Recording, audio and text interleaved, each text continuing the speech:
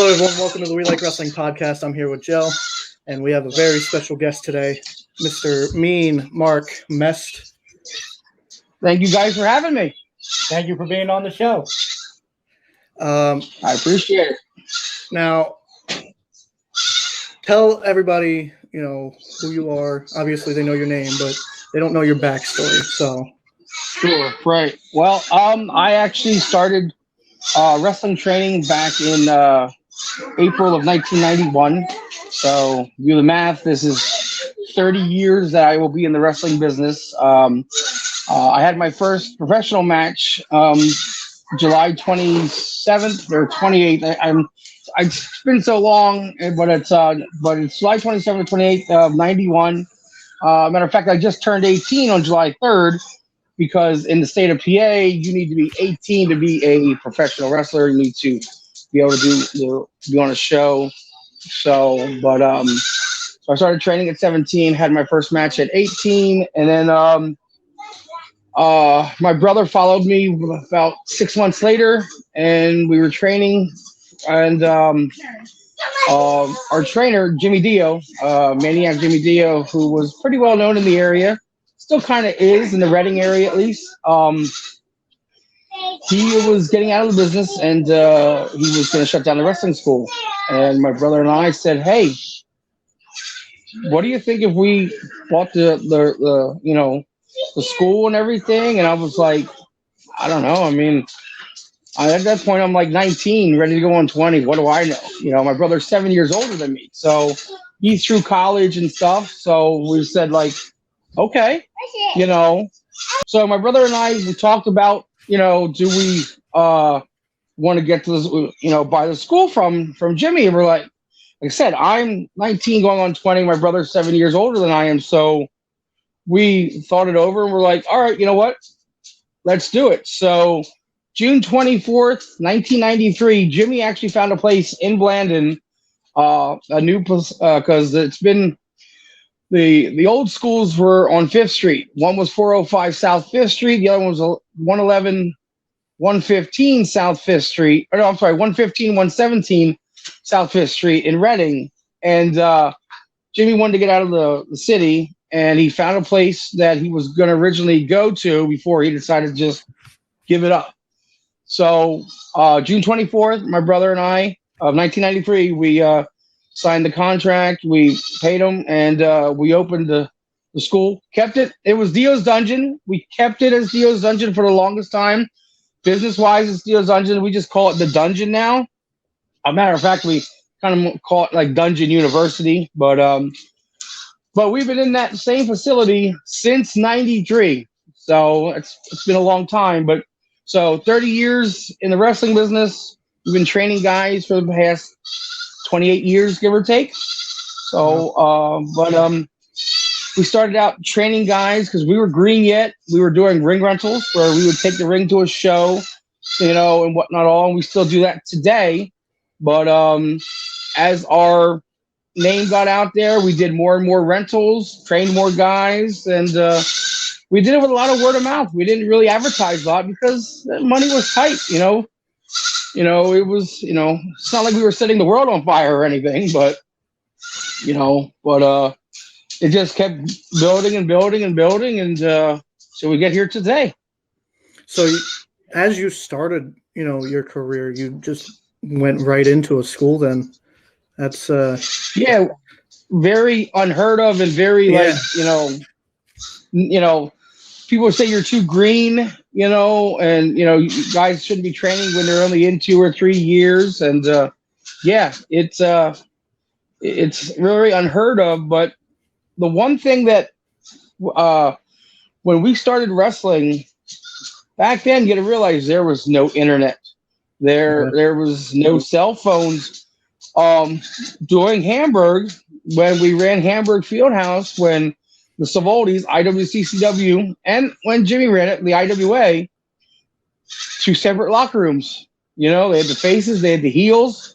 I was a face, and, when we did TV tapings in there, a lot of times we didn't know who we were wrestling.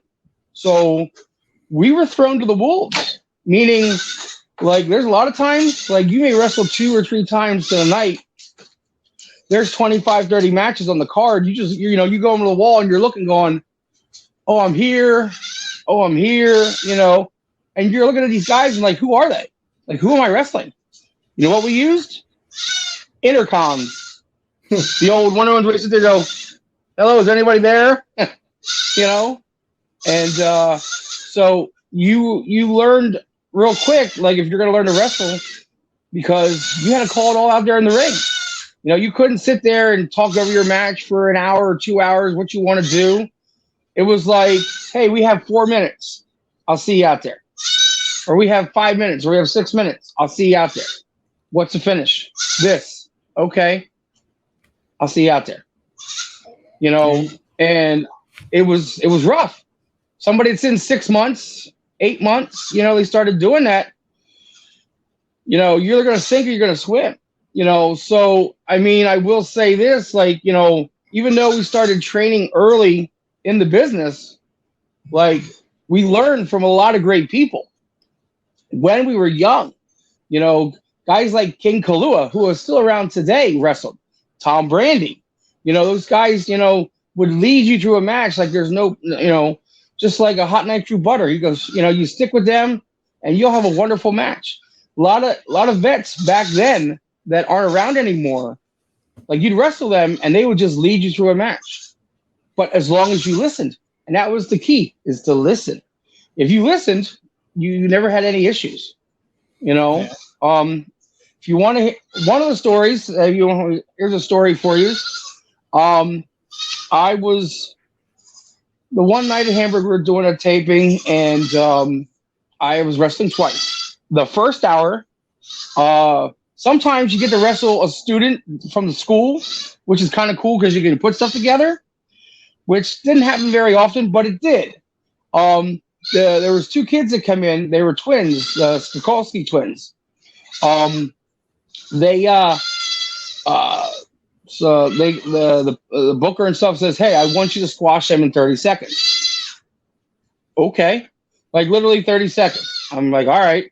So I talked to them a little bit. We did our thing. I threw them in the corner. I splashed them. They fell down. I slammed the one guy on top. I splashed them 1, 2, 3. I mean, it was over like I was over big. The second hour, I wrestled a guy named Bobby Bald Eagle. Now, this is a guy that has a lot of experience. So I'm thinking, like, okay, the only thing he said to me was, hey, kid, can you catch me? Yeah, sure. I can catch you. No problem. So we're out there, the first time. I didn't meet him beforehand. I met the first time I ever met him in my life out in the ring. So we're doing our thing. And, he's telling me what to do. I slammed him. He goes, splash me. I was like, okay, I'll splash him. I go to splash. He moves. Okay. I'm like, wow. All right. So from that, he picks me up. He sends me across the ring. Now, granted, at that time, I wasn't as big, but I was probably 275, 280. And he's 160, 165. Now, and this is where the hearing comes into play, because he shoots me across the ring, and I thought he said back bump. When I hit the ropes and came back, he was bent over. He said back drop. And I was like, oh my God. And I'm like, at that point in time, like, I'm just like, he's the vet. I go with the flow. So I tried to get over, I didn't go over very well. I kind of fell off to the side. He finally, and with the whole catching thing was the high cross body up the top. I caught him for the high cross body. 1, 2, 3, I get beat. Pretty much a squash after I just squashed somebody the hour before. So I'm thinking I did wrong, because I'm thinking, like, that spot was bad. Well, he's from the heel locker room. So I go back to the face. He goes to the heel. And one of the students that was with us was there, and he said that when he came to the back locker room, not only did the promoter and the booker rip on him. But guys like Tony Atlas, Vic Steamboat, who was pretty big back then, and even Taz for ripping into this guy going, why in the world did you call a backdrop on this guy? He's like, oh, I thought I could get him over. He goes, you're 160. He's 280. Like, what is wrong with you? You know? So I was lucky enough that even though I was new, you know, I didn't get any flack from it. It wasn't my fault because I didn't call it, and I just tried to do the best I could. So what's it like? What's it like to you know, have those botches and then, you know, you beat yourself up over it, but it may not be your fault. You know, what's it like to recover from a botch, whether it's your fault or somebody else's? Well, I mean, I guess a lot of it depends how bad it is. I mean, I know early in my career, like I shouldn't say even early, but as up until the last, I'll say 7, 8 years, like I never wanted to have a botch. Like and if it happened, if it was something small, I didn't, you know, but if it was something big, I took it personal. You know, I didn't always blame the other person, but I blame myself. But it's one of them feelings where, like, especially if the crowd really notices it and like they're like, oh, and you could just hear like the air go out of them. Like if they were into the match and something like that happens, and you just hear them go, oh, and you're like, oh God, Or you get I'm the losing typical them. "you effed up" chant. Yeah. Right, exactly. You know, so you know, it's one of them like you just kind of like, can I get them back on track? You know, and you patch it the best you can. You know, stuff's gonna happen out there, and it's gonna go wrong sometimes, and you patch it up, you get through it, you go home, and I know a lot of times, like there for the longest time, I beat myself up, going, I should have never have done that. I should have known better. This, you know, or I should have changed something because I knew that was going to happen, but I didn't. But then I learned, like eventually, like you know, after talking with other guys that have been around just as long as me or longer, going, hey, life moves on. You can't, you know, just can't sit there and dwell over something. You learn from your mistakes and you move on, you know, and I've learned that you're right. I mean, we fail, but that's how we learn. So, yeah, it was a mistake, and maybe the crowd, you know, caught on to it, and it was one of them like, oh, crap, but it's a learning curve to go, okay, if I'm ever in that situation again, I know what to do, you know, and there's a lot of them out there. There's probably hundreds of them, but it's one of them things where you just try to learn from your mistakes and just try to better yourself. And it's one of those moments where, like, the fans nowadays, you know, you might get a "you fucked up" chant, but you know, they're not taking it seriously in a way. But you know, back in the 80s, 90s, it was like, this guy really messed up. You know, what the hell? It's you're a sports athlete. They were. Yeah, back then they were harsh. I mean, the business was more closed back then too. Like, even though some people were smart, but not like it is today. But being that it was closed back then, when you screwed up, yeah. Especially like if you were at the arena and you screwed up, you know, they let you know it. Yeah. You know, and I mean, you can look at it two ways. You can look at it like, oh boy, you know, I really screwed up, and you know, they're, you know, you fucked up chance. But at the same time, they'll remember you. So it kind of like, so the next time it happens, you know, maybe they're looking for it. And if it doesn't happen, you know, okay, the kid's gotten better. So, you know, it kind of like can work in your favor. It's just that you got to let it work in your favor, though. I'm going to go behind the scenes here a little bit, but I've noticed, you know, you're performing in front of a live crowd. It's different. But with tapings, you know, you can, especially at the dungeon, you mess up, you can redo that. You know, it's, I've witnessed it a couple times. You know, it's one of those things where, like, if people haven't worked together long enough, or you know, there's going to be mistakes. So it's right, and that goes back to, you know, fans are smarter now. You know, not saying that they're dumb back then, but you know, it's internet, and you know, there's no more heels and faces have to be separate. You know, it's the kayfabe has I don't think kayfabe is dead. I just think that it's blurred because it's open so much. When they said, "Oh, it's all sports entertainment," and yes, matches are predetermined and this and that and whatnot. All everybody starts using the big F word. It's Yeah. all fake. Well, if it's fake, how comes my knees are shot? I need Yeah, two new knees. How's that fake? Well, I've always said, like, when people say that the fake word, okay, well then go in, let this guy body slam you, see how fake it feels. You know what I mean? Right. But Well, everybody likes to talk, and then until it's time to step up, they're like, no, no, no, no, I don't want to. so you were saying before, and I've listened to other shoot interviews, stuff like that, where they would say back in the day, like, heels and faces were separate, and they would have a go between and stuff, and about calling stuff in the ring. Do you think it's better for stuff to be just called in the ring, or quote unquote overproduced in the back? Do you think matches are better if they're just called in the ring? Yeah, I believe that the old school still works. Like, here's the difference, at least in my opinion, is if you put something together, okay, and we say we string it along, we have A, B, C, D, E, F, G, okay? Now, and you have that string along for the match, okay? And you go over and go over and go over, and that's fine. Now, what happens halfway through? You take a big bump, a little spill or something, all of a sudden you don't know the next spot. Or if the guy you're working forgets as well. Now you guys are two like deers in headlights going, Yeah, that's where injuries can happen. I don't know. So now you're improvising anyway because, okay.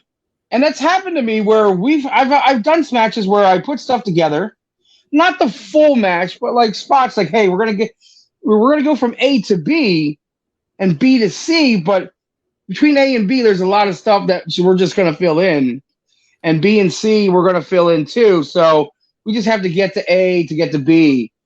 But there's times though when you're like out there and you'll take a big double clothesline or some kind of big double bump, and I'm laying there going, I don't know what's next. I'm thinking that I'm in my head now. I'm selling, and and then multitasking because one, you're selling, you're selling to the crowd. Like, next thing you're thinking, going, what's next?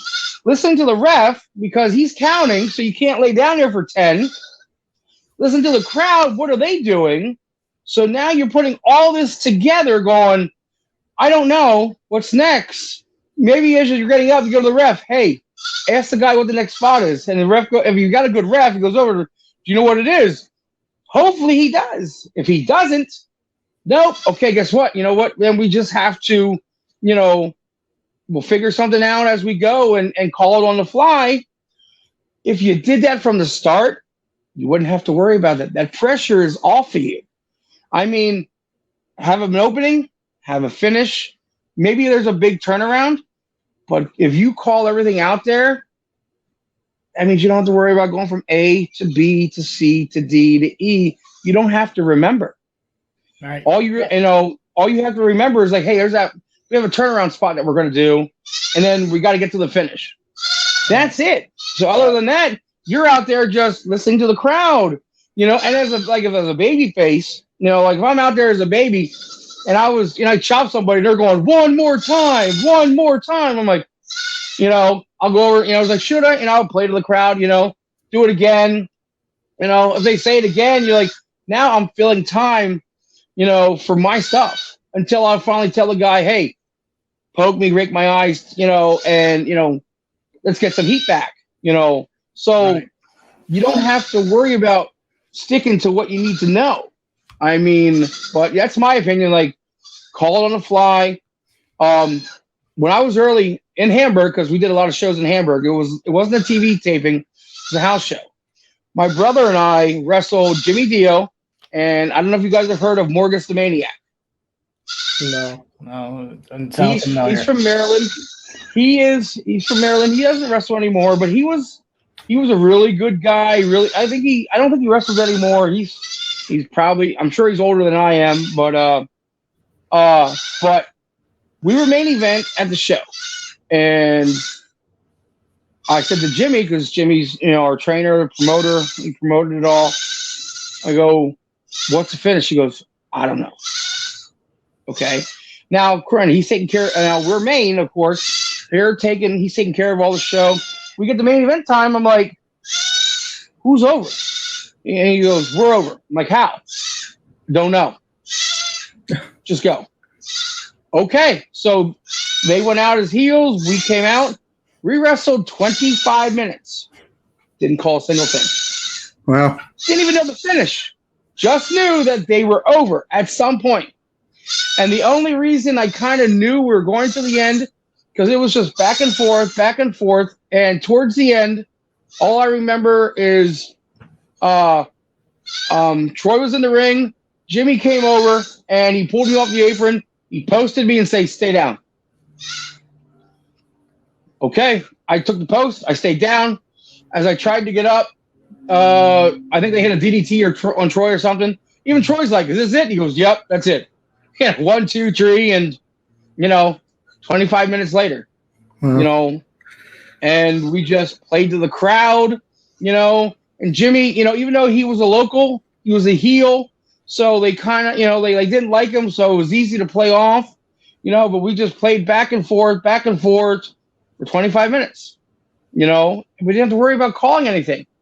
We just knew that they were over, and when it was going to happen, it was going to happen. So, So honestly, in my opinion, going back to everything, I think calling it on the fly is, you get your best matches that way.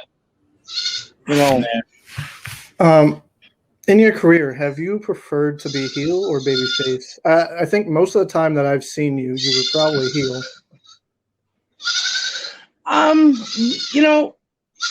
I like playing both. People always say, "Oh, heel's better, easier." See. And see, I always look at it differently. Like, if I'm going to be a heel, that means I'm controlling the match. That means I need to get the crowd to hate me. I need to get the crowd to get behind this guy, whoever I'm facing.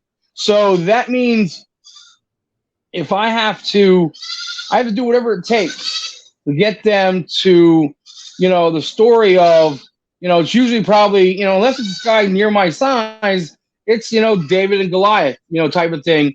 And I have to make them believe that this guy's going to beat me, and if it's, depending on the size and what we do, if he does beat me, I got to make it believable, so I like doing both, but I take the heel side seriously just because, again, the heels should take control, because if you talk to people in the business, oh, heel's easy. I can just kick and punch and, yeah, you can. A heel kick, punches, chokes, whatever. But a good heel will tell the story. A good heel will tell the baby to fire up. A good heel will tell the baby, come on, we're going to do this. We're going to do that. So then the crowd goes up, down, because you want that wave of excitement.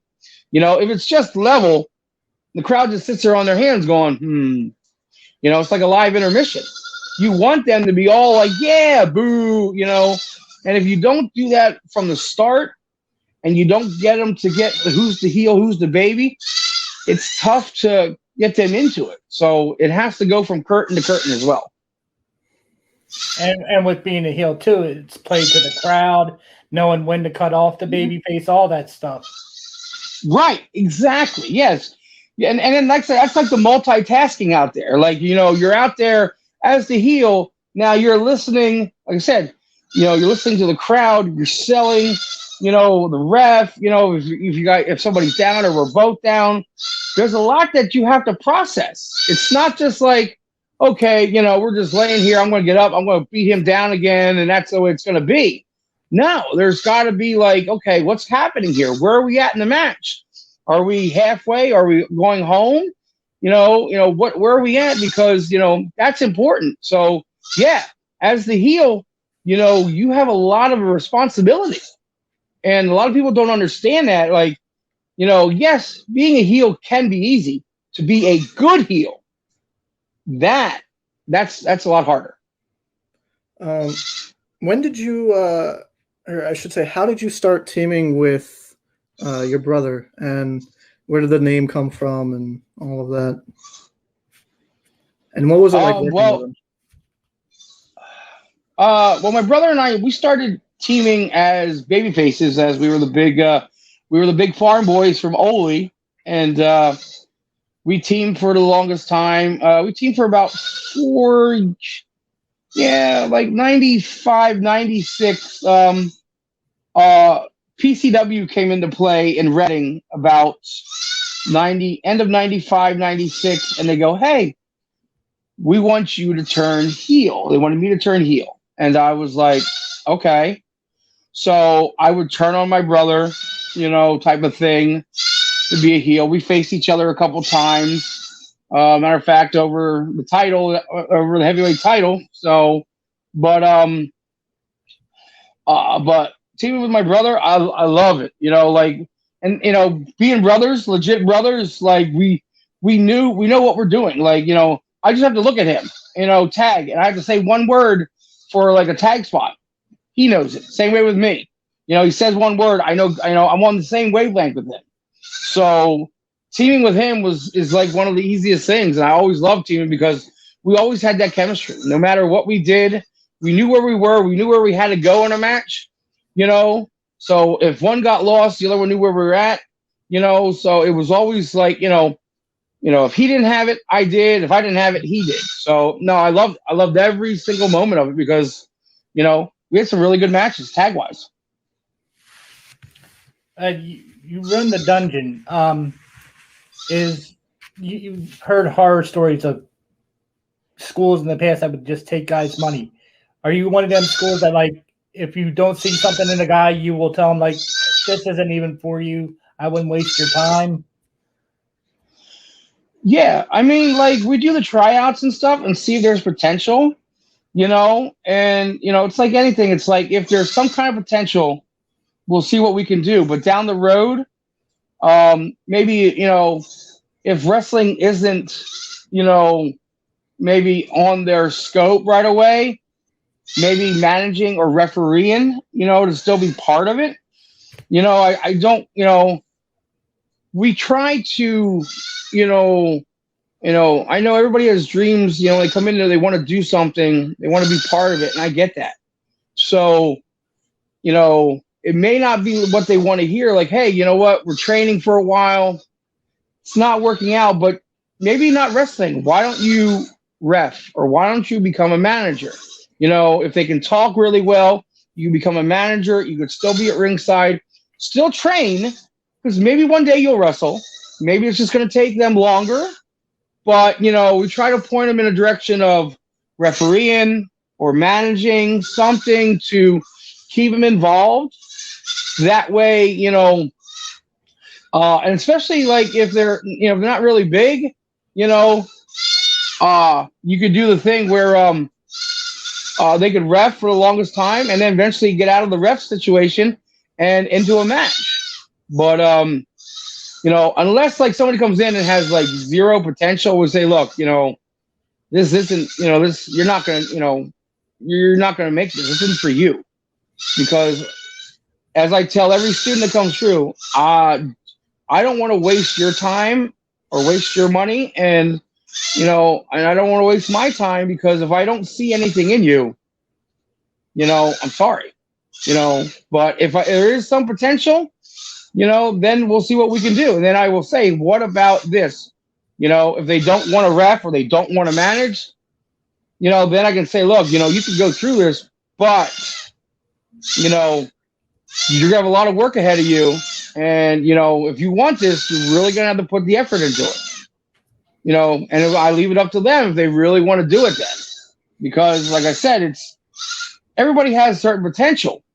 But, if I don't see the potential to become a wrestler, they're going to have to work extra hard than anybody else that has, at least some kind of potential to be a wrestler. What would you say is the hardest part to get get going as far as a student coming in training? Would it be the in-ring stuff, or would it be the talking, or A lot of it. I mean, there's like it depends on the person. Just like every person coming in has their own ability to do things. Like, a lot of students are the in ring is definitely a big thing. Ring psychology, putting stuff together, that can take years to learn to get put moves where it needs to be. The other thing is being on the mic, being able to cut that promo. There's a lot of people that come in and are afraid to talk. So unless you have the gift of gab, you're gonna have to go in the ring and you're gonna have to prove yourself in there. So it can be many different points that have issues. I mean, so it's hard to say, but I've noticed a lot. It comes with ring psychology, putting stuff together, and then cutting promos, talking on the mic, talking in front of people, because eventually, if you want to make it somewhere big, you're going to be talking in front of a lot of people. Yeah, and with the school thing too, I've seen stuff in the past, like WWE used to have that Toughen Up and stuff, and just the exercise regimen too, that sometimes they say is super tough, like 500 Hindu squats, stuff like that. Right. So some guys don't even make it past that because they just can't physically keep up. Right. Yeah, and that's the thing. Like, Troy and I have been always different with that. Like, I understand, like when years ago when we first started training, and as the years went by, like, I understand, like, endurance, and that stuff's very important. Don't get me wrong. But I feel that I'm wasting my time if I'm telling you to do 500 Hindu squats, 250 push-ups, 250 sit-ups, go run a couple laps, and then we're going to train. Because, yeah, like I said, endurance is huge. But back then, learning how to wrestle was just as important, if not more. Like, if you could wrestle and you could put on a match, you could be 3 years in the business. And back then, they didn't have. It was different too. They had gimmicks. There was a lot of bigger guys that couldn't do 500 sit-ups or squats and whatnot all, but they could go out there and put on a 5 to 8 minute match, and the crowd goes wild over it. Gimmick wise, So Troy and I always said, like, you guys need to get in better shape, but do it on your time. Don't do it on our time. I'm going to teach you how to wrestle.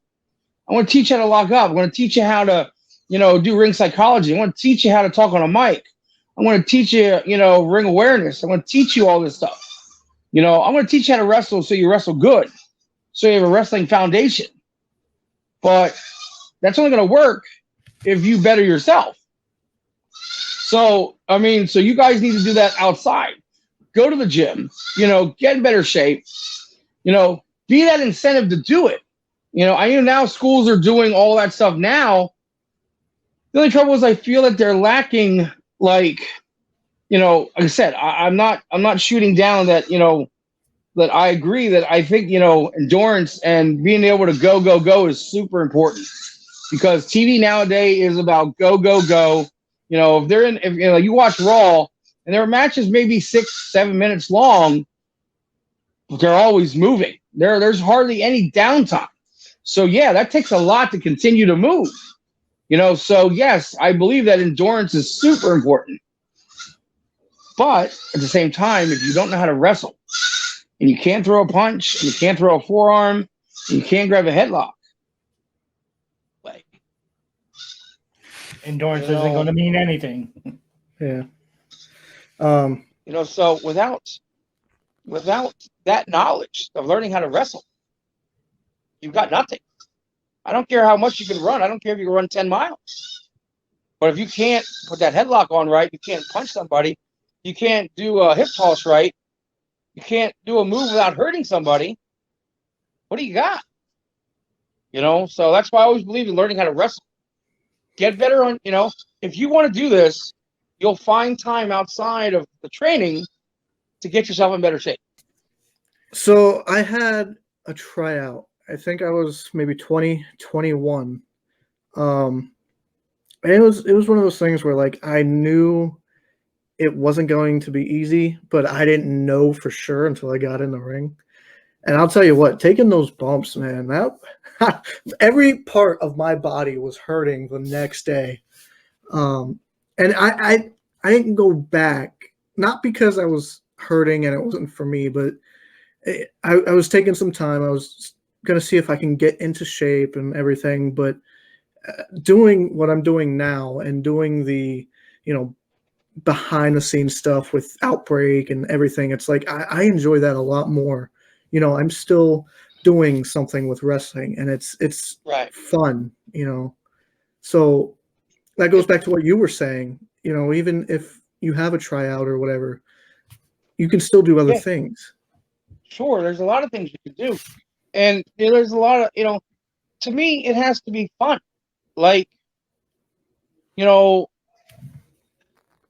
lot of people ask, like, oh, you're still around, you're still in the wrestling business. But I'm like, because I love it. I think it's fun. Now I can produce matches. If I'm an agent or I'm in the gorilla position and I'm, all right, guys, you guys at this amount of time, and I'm helping control and I'm put matches together to make them, go out there and those guys are just killing it.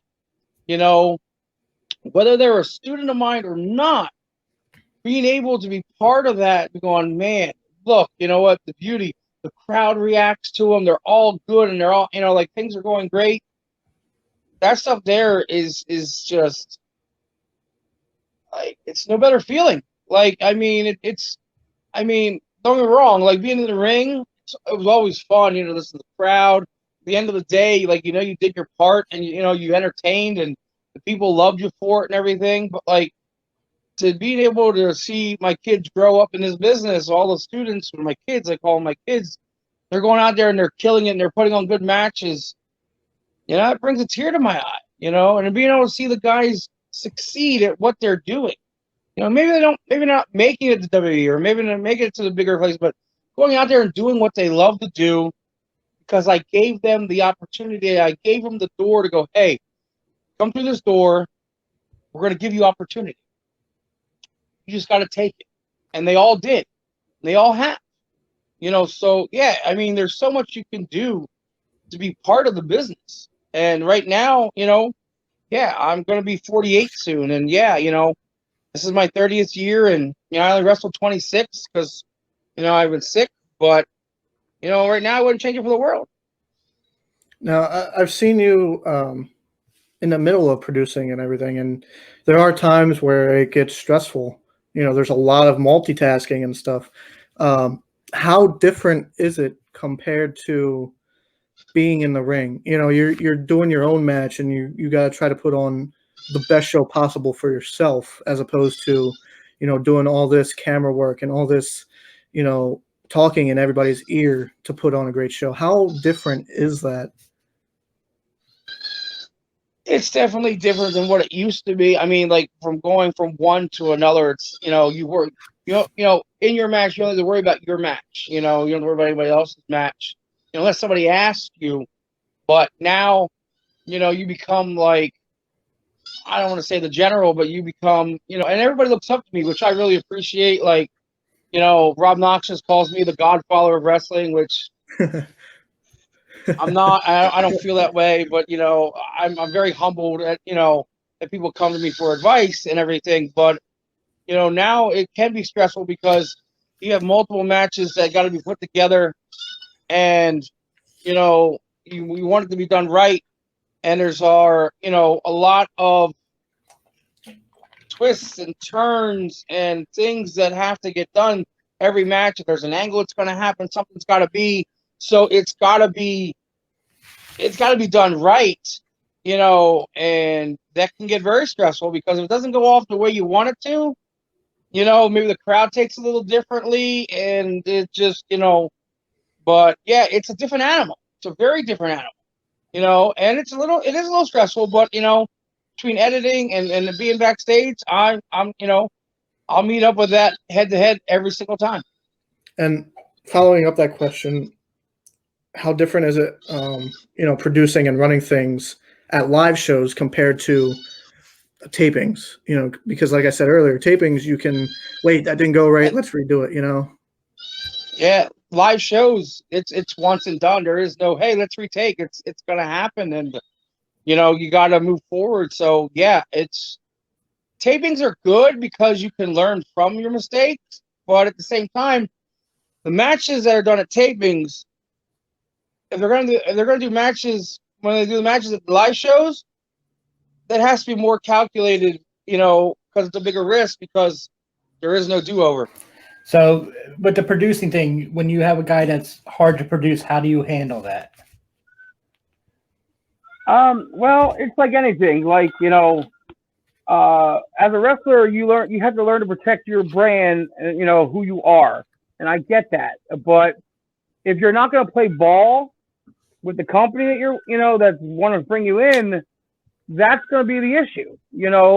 Yes, you have to protect who you are. You want to protect your character, your brand. You don't want to be that guy that's always been taken, advantage of. But at the same time, if a company's asking you to come in and play ball and you don't want to play ball, you're not going to, you're going to burn bridges fast. It'd be no different if like Vince wanted to hire you. Hey, we want to bring you to NXT. We want you to do this. We're going to change your name. We want you to do this and this and this. And you go, no, I don't want to do that. You don't? Well, okay. Well, I was going to pay you. Still, I don't want to do that.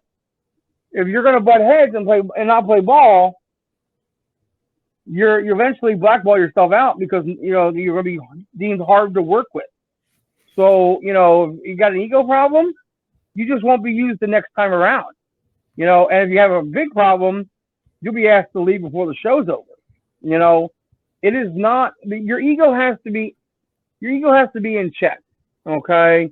Yes, we all get big egos at times about who we are, like crowd popping and are you drawing people. I get that. But at the same time, you need to be humble about it. And, it goes back to making things believable.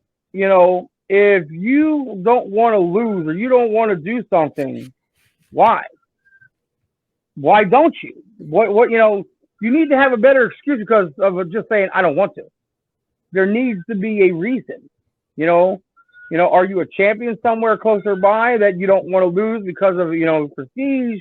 What is the issue? What is the underlying issue? If you just saying it for the sake of saying it, then you don't want to play ball. Then you don't want to be a team player. If you don't want to be a team player, then you're going to be off the team. And if you get off this team, you'll go to another team. It'll be the same way. Each company is going to be like, look, if you're going to be hard to deal with, we're not going to use you no more. All of a sudden, now you're on the outside looking in going, man, if I would have just been a team player, I've been wrestling here, there, and everywhere, but now I'm not because of my ego. So it's got to stay in check. So it gets dealt with. If guys have a problem, it's going to be this way, or you can leave. Choice is yours. And then one thing I've always wondered, like, obviously you've probably traveled a lot. What's it like working for different companies? I'm gonna go back a little bit, but I think I saw you at WPW, and then I've seen you at CCW, and then Outbreak, and what's it like working for different companies? How do they run things differently? Honestly, like I love all the companies that I ever wrestled for. Like I've never had any issues with. Like, and yeah, everybody does their things a little differently, and there's nothing wrong with that, as long as they get to the same point. I mean, what is the company trying to do? Trying to make money. That's the biggest thing.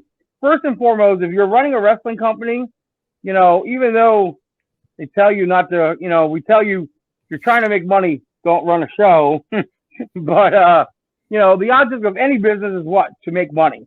So you got, people will put on whoever they think that will draw people to bring people in to make money. So like being at WXW, I've never wrestled them, but I've been to their shows. I think Sam does a great job up there. CCW with Rob, I'm usually one in charge up there too. He makes me in charge if I'm there. If not, then he's in charge.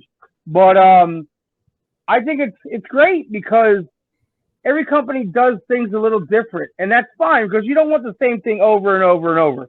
You always want a little something different, so it's not the same thing, you know. So, but honestly, traveling and wrestling for as many companies as you can—that's the object here. You know, we're called independents for a reason because we can go wherever we want, when we want, but that's our terms. You know, we have to make the terms for that company. Doesn't matter how close or how far it is.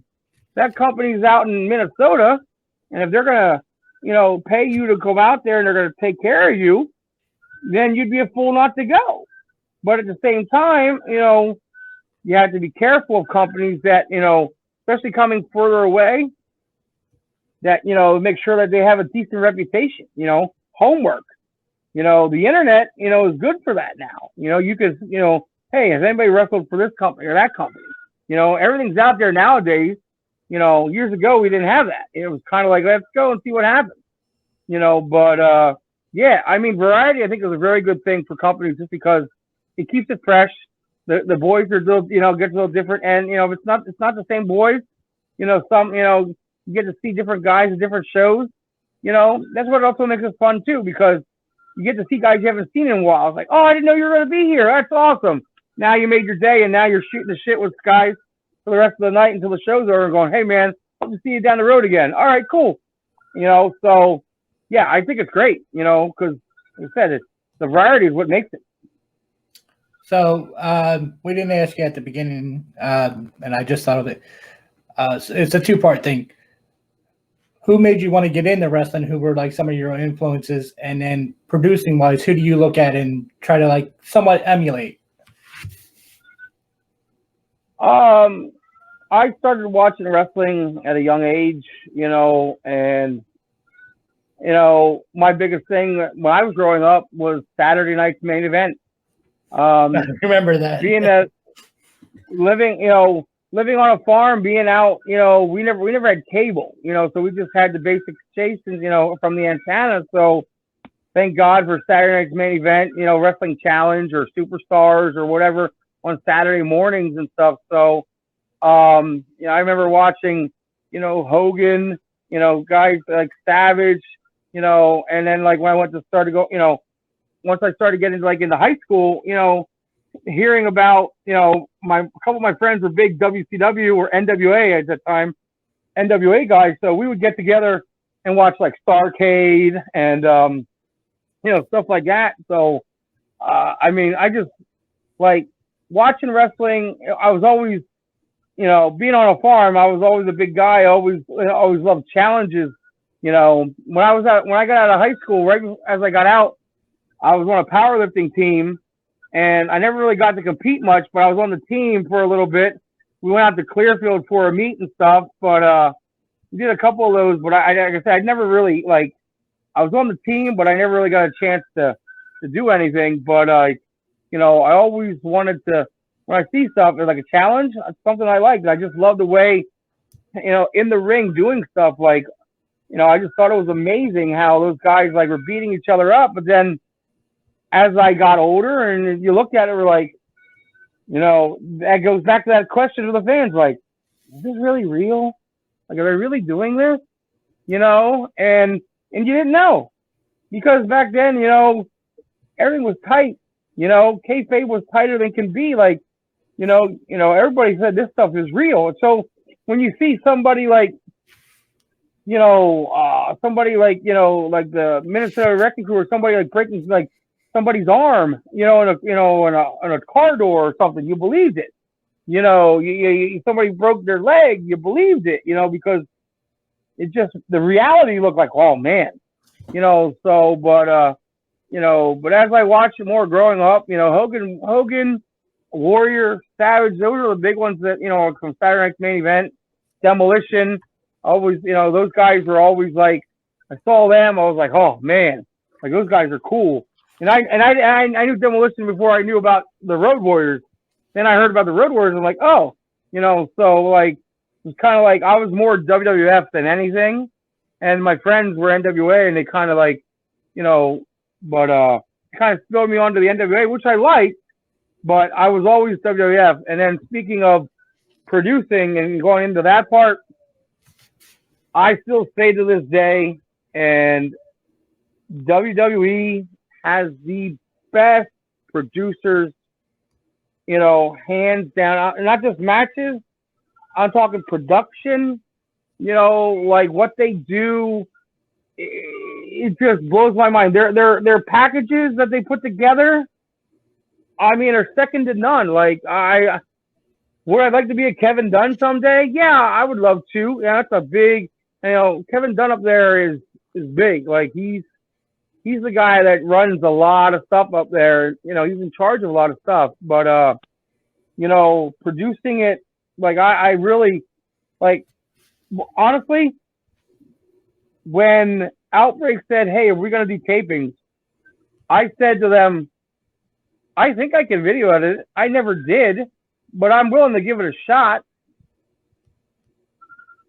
And I was like, okay.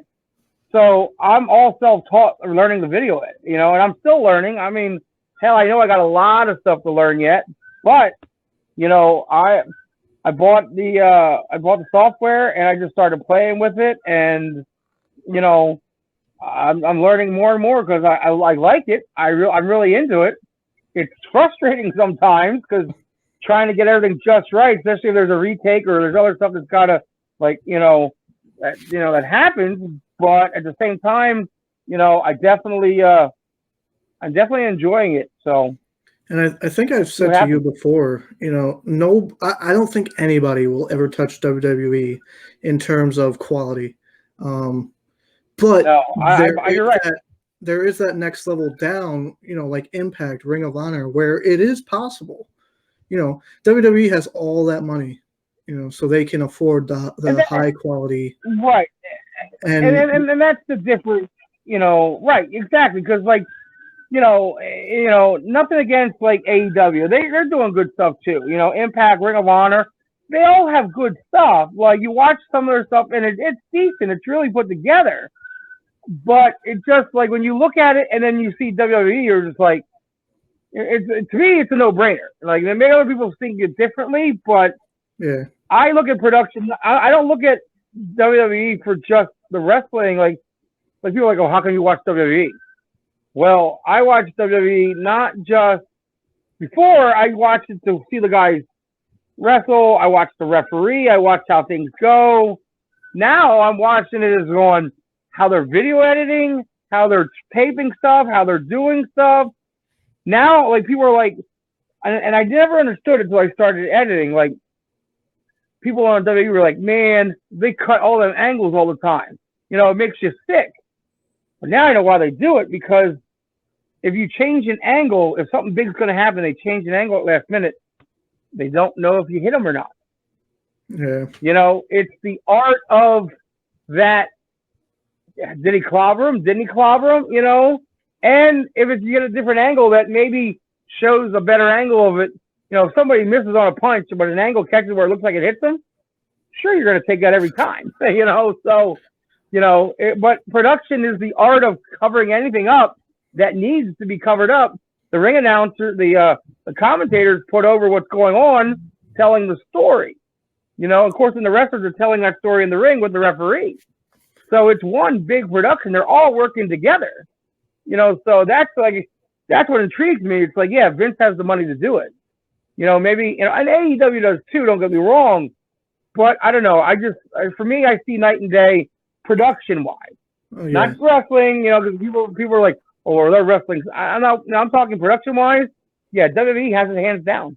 Oh, yeah. That entrance camera, that 8K entrance camera where it looks like you're, looking right at them. And I've seen your quality on Outbreak, and it again, it's definitely possible to get to Ring of Honor, Impact. You guys don't look like just some random, oh, let's tape this and let's have fun with it. You have some decent quality stuff.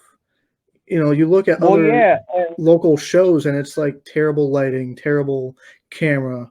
You guys I've seen what you've done to the place, and it's just amazing at how much you put into it, and it shows. All right, thank you. I appreciate that. And well, that's the thing too is like we're always looking too. Like you look at like Ring of Honor, you look at the Monster Factory.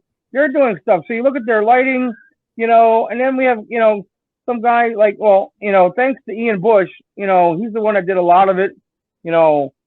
Brock, he also helped with the dungeon and everything.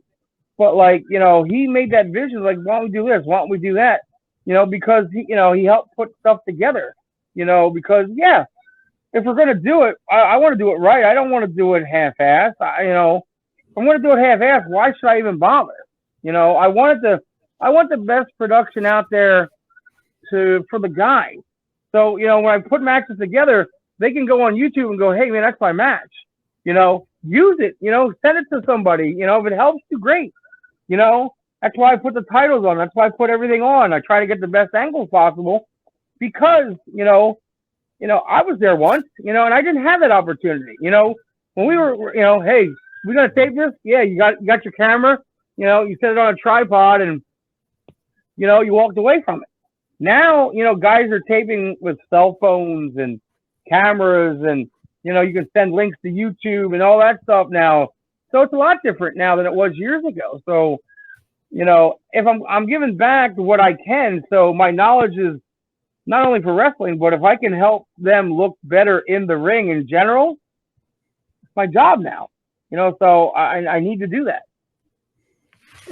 Is there anybody that you've trained or who you've had the opportunity to work with that's a big star, that made it to the pros, or have you worked with anybody in the pros? Well, there's a guy down at NXT right now that's producing, and that's Steve Carino. We trained Steve, so,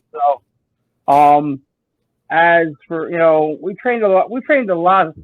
If you talk to guys like, Rob Noxious, you talk to guys like Adrian Bliss, they run Valor and CCW, a lot of their roster, I trained Bliss, Rob came down to my school. I helped with him, even though I didn't start his training, but a lot of his shows, and he points at me, he goes, if it wasn't for Mark, 3/4 of, Pennsylvania, New Jersey, and, the wrestling wouldn't be here today, which maybe it is, maybe it's not. I don't know. But, I mean, like I said, being around as long as we are, we've trained a lot of people, and we also had people come in and help train them to get better, so we had a lot of those.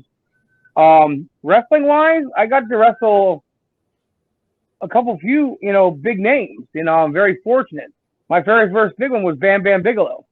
Oh, that's awesome. Wow, nice. Matter of fact, I got to wrestle him twice actually, but Bam Bam was my first big name that I got to wrestle with. King Kong Bundy was another one. And then talking about story-wise, my one buddy who lived in the area who moved to Wisconsin. He's matter of fact, he's in the politics out there, which I'm not into politics, but he works out there for the state. And back in 2011, he wanted me to originally come out to do a show because they were going to start up shows in Wisconsin. And I originally told him, I said, I'm booked here in the area. I'm like, I usually keep my word. I just can't, drop it. And he understood. He goes, no, I get it. Really wish I could have had you here, but it's fine. So weeks go by and we're like 2 weeks out and the show here canceled for whatever reason. So I text Julian and I go, hey, that spot still available? He goes, absolutely. And he's like, okay. I'm like, all right. I'm like, who am I going to wrestle? He goes, the Outlaws. And I was like, okay. I'm like, the Outlaws. I'm like, is there a tag out there? I'm like, who am I going to tag with? He goes, no. He goes, the New Age Outlaws. I was like, oh. I was like, okay. He goes, the manager, there was a manager out there and Teddy Fine. So he teamed me up with Teddy Fine, and actually he kind of threw me in, and we were the tag champions, even though I was never. I mean, he just kind of threw us together and made us the tag champions. But we were going to do a 3-on-2 handicap with the manager and everything. So I was like, okay. So we're backstage. So it's funny now. It wasn't back then, but now I can laugh at it because nothing against Teddy and Winky was the I forget his real name. His gimmick name was Winky, and he was a manager. He never wrestled before. Teddy Fine probably hasn't wrestled in about 5 years. So, and so like this is like one of his first matches back. So we're we're in the backstage there, and we're in a big arena, and there's probably 800-900 people that are there because there's other names there besides the Outlaws. I think Carlito was there, Al Snow, might have been another name or two that were there. So it was a big show to begin with. So we're in one of the dressing rooms, and so the Billy comes up to the one guy. He goes, how long have you been wrestling? He goes, I'm just a manager. I haven't wrestled. And I could just see the look on his face. And I see Road Dogg's look too. And he's like, okay. Turns to Teddy. Goes, how long have you been wrestling? He goes, well, I think I've been wrestling about, like 12 years, but I haven't wrestled in like 5. So they're looking at him. They're like, I can see they're rolling their eyes going, Jesus, like what we have to work with here. They turn to me. They go, how long have you been wrestling? I go, 20 years. Like, okay. I'm like, yeah, I said I wrestle almost every weekend. So they're like, oh, okay. So in the meantime, like the opening spot was going to be a simple with Billy Gunn. It'd be a simple, like the manager was going to start lock up, headlock, shoot off for a tackle, and, was going to bump the manager. Teddy was going to get in, bump Teddy, tag me in, bump, but I don't bump. Billy would bump, and then, we'll figure something out from there, just to get something going. Well, in the meantime, one of my students, Glenn and Dennis Reaper, were on the show as well. They were going to wrestle each other, and they had a match put together. So it was Glenn's first match, and they went over it to school. So Glenn comes in and goes, hey, our match is on. He says, we're up. I was like, oh, okay. So I said, he goes, we're up in like another match or two. I was like, all right. And like Road Dogg looks to me and he goes, yeah, I said, first match.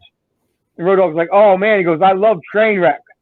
So they go out and watch their match. Well, they everything they were supposed to do, they hit really well. Match went well. They came back and we were getting ready to go out because we were early. I think we were like 2 matches after them or whatever. Road Dogg comes to me. He goes, hey, when Billy bumps, he goes, I'm going to come in. He goes, give me a tackle. I'll bump for you as well and roll out. And I'm just like, okay. I'm like, whatever you want. I'm like, So, and honestly, in 2011, speaking of this match, everything was kind of getting stale around this area. It wasn't fun. There was a lot of drama going on. So it was one of them, like, I don't want to say make it or break it, but like be able to, to be in the ring with the Outlaws, it was a breath of fresh air because, so we went through the match, and in the beginning, same thing. And of course, didn't Road Dogg get caught? Road Dogg get caught trying to come in the ring and almost fell. He ran at me. He tackled, bumped out. They're outside, okay, and like it's funny because like they're out there having a great time. Before the match, the one guy like threw him a beer and whatnot. All matter of fact, Road Dogg almost flipped. And like Billy's like, yo, X-Pac, take it easy. You know, and I'm just sitting there going, you know, I'm a heel, like, and they're having fun. And I'm looking at this going, they do this every night. They have all this much fun. Like, yeah, it just needs to be fun. I just want to have fun. So we went through the whole match and everything went good. And, you know, everything went well. And they thanked us and everything. I thanked them and everything. And they're just like, you know, and from there on, I realized I'm like, it's just all about having fun. You know, I just want to go out now and have fun, you know, and that kind of rejuvenated me as of like, hey, you know, yeah, it was a 16-hour trip one way, but in the end, it was worth it. You know, who got a chance to work with the Outlaws? You know, like, you know, not many people get that opportunity, you know. And at least they were good sports too, you know. At least they were, you know, fun. Yeah. And, you know, I've heard some stories about these big shots coming and, you know, not being so friendly. But, you know, it's always a great experience. Yeah. I got to wrestle Hacksaw Jim Duggan at one point down outside of Pittsburgh. His ankle was bald. He had Achilles problems, and so he wasn't his best. And I told him, I'm like, look, whatever you want me to do, I'll do. You know, because it was like a tag match, and I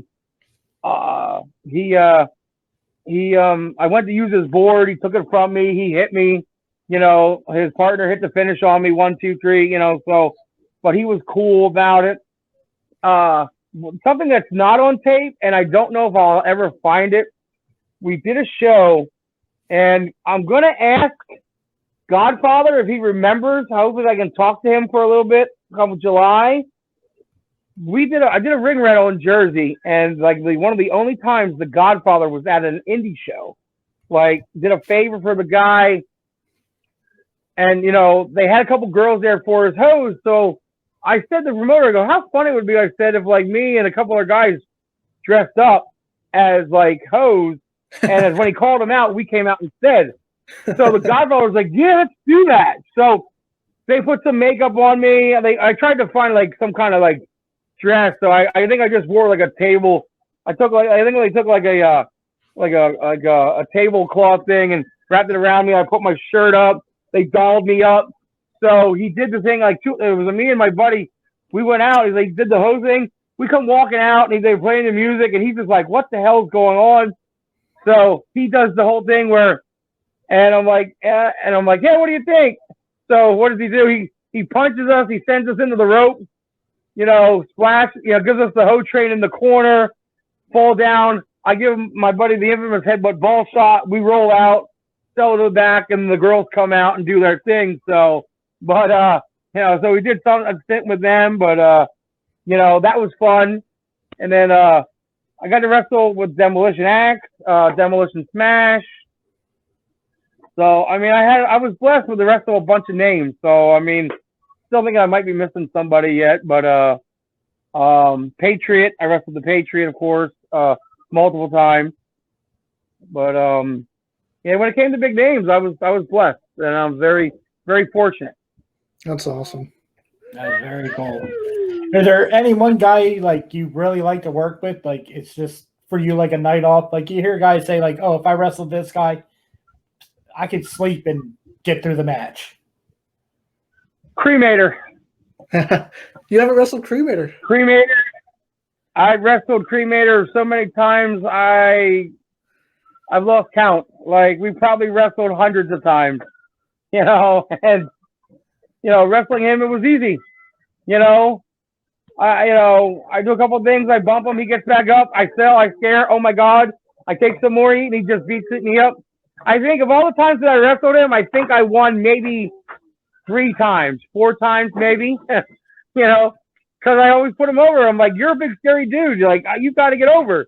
You know, and he was a big face everywhere he went. So wrestling him, like, hey, we're going to do this. Yeah, this. Go out there and have fun, and we did every night. And like I said, we wrestled a bunch of times. So wrestling with him was always fun. We always had good chemistry. You know, we kind of knew what we were. You know, we talk a lot too. That's the other thing. We did a gimmick years ago called the Intimidators, where it's me, my brother, Cremator as another gimmick, and then Outlaw Max Crimson. So we were known as the Intimidators. Jim Brannigan. So, we teamed up a lot. We teamed a lot. We wrestled against each other a lot. So, got to know each other very, very well. So, getting to wrestle Cremator, yeah, it was a night off because it was just so easy. Are we going to see you in the ring again, or are you unofficially done? I am officially done. I mean, I will. You always say never, but the odds of me ever getting back in are that window's closing quickly. So, I mean, there's a big show in July. I mean, yeah. You won't see me in the ring on that one. I can guarantee you that. So, anything else before we? No, just are you looking forward to seeing anybody particular at the big show in July with all the guys that are coming in? Is there somebody? I mean, I honestly can't wait. I gotta be so. I can't wait. I mean, there's so many guys, but anybody in particular? There's so many guys coming. I mean, I don't know. I mean, I've met them all a lot. I mean, I should say a lot. Like I met Ray Apollo a few times for Doink. I mean, I don't know. I'm just looking forward to it because it's like, I don't say it's a reunion, but like so many guys that are going to be there, and it's our first live show in a long time, so I'm just going to enjoy it, and I don't know if there's any more surprises that are coming. I don't know if everybody's been announced yet, but I look at it as I'm gonna be there all day, and it's gonna be a lot of fun, and I'm just looking forward to the whole thing. Yeah, it's really gonna be. I think it's going to be emotional for you guys that when the show starts that night. Yeah, it's been over a year for you guys for a live show. So when that building gets full, it's gonna be like, wow, you hear that crowd. Yeah. Oh yeah. I mean, I just like it's one of them things. This is going to be like our Christmas morning, where we're like, it's coming. We can't wait for it, and just and we're waiting, and we want to rock it too. It's not like we just want to be there and just like, hey, we did it, put on that show. We want to, we just want to make it. People were like, wow, we're back. So, hey, you know what? Shows are happening here now. It's time to, up the ante, and hopefully we can start drawing good and getting guys, getting people into the building where we can draw and, keep doing more shows. And I hate to be cliche, but I'm getting goosebumps thinking about it. Like I know the crowd in this area, and it's just going to be emotional. Like it's going to be amazing. Yeah. It's going to be loud. It's going to be exciting. I'm looking forward to it too, especially since we're going to be a sponsor of the show. We're very grateful for you guys giving us the opportunity. Yes. I mean, thank you. I thank you because Antonio messaged me a couple times like, hey, thanks for sharing, thanks for this. We're all in this together. We're all trying to help each other to get better and promote and get our own brand out and do our own thing. So the more we help each other, the more we share, the better this becomes for everybody. I want this experience to be something great. I don't want to be there and it turns out to be a nightmare, So I think when it comes to that day, like I'm not going to sleep the night before. I know that it's going to be one of the deals where I just can't wait. That whole weekend is going to be sleepless. I think this will be my first wrestling convention, my first convention in general. So I'm excited. Right. It's really going to be a fan fest. It's. Yep. And everybody's going out of their way to make sure that it's going to be great. Exactly. We thank you for coming on to our show, being our guest. Thank you. We appreciate your time. Thank you for having me. No problem. We appreciate everything that you and Outbreak are doing. So thank you for being a guest on our show. No problem. Thank you guys. I appreciate it. I look at it this way. It's time for me to give back where I can. Yeah, I never traveled the world, traveled the states a lot. I never got my name out there. I mean, I think Troy and I have a decent reputation when it comes to rings and school wise, at least. But now is my time to give back to whoever needs it. Whether it's kids that want to train, guys like you are trying to do something in the wrestling business to make the business better. It's time now to give back where I can and whenever I can. So I thank you. We appreciate everything that you do. Yes, thank you very much. Thank you. And I can't wait to see what July 24th has in store. I know it's going to be great. What? July 24th is going to be off the charts, I'm sure. And I've seen what you've done so far with Outbreak, Quarantine, and everything, and it's just amazing how far you've come. So, thank you. Watching you as a child, thank you for everything. Thank you. I appreciate that. I don't have anything else. So, again, thank you for coming on. It was an honor. We enjoyed this. No problem. Thank you, guys. I appreciate it. All right. We'll see you next time. Thank you. All right.